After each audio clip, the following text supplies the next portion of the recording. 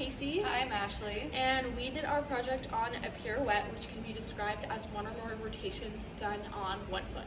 I'll be the learner today. I have zero experience in dance and I'm very uncoordinated.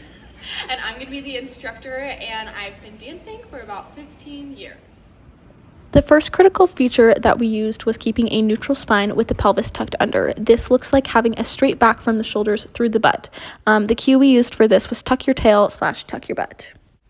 The next critical feature we used was upper body movement. It is important to prevent your upper body from making drastic movements forward and back from the prep position into the turn. The cue we used was keep your body straight up and down. The next critical feature is keeping your shoulders aligned with your hips throughout the rotation. It is important the upper body is not twisting. The cue we used for this was keeping your hips square. The final critical feature we used was spotting the head. This keeps the eyes towards where you intend to end the turn. The cue we used for this was spot the head. This was my first attempt without any instruction.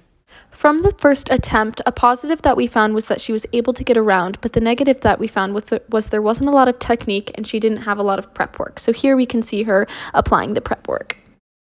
Okay. From the positives and negatives, we determined which element we should work on first. We decided that the prep work and technique was most important.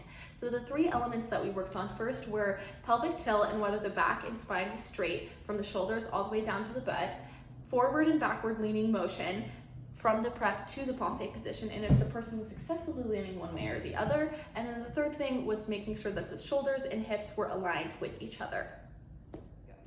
We determined range of correctness based on a number scale.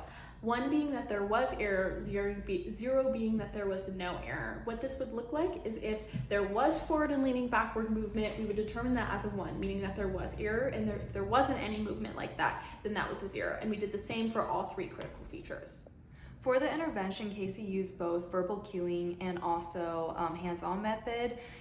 Both were very essential because I have a lot less body awareness, and so I needed a lot of extra cueing. And then she also let me attempt the movement a few times to try and see how it felt, and then would give me cues and feedback after that. After the practice session, we were able to re-observe, and you can see that in her prep work, her shoulders are aligned with her hips and her spine is much more straight. However, there is some forward leaning motion still.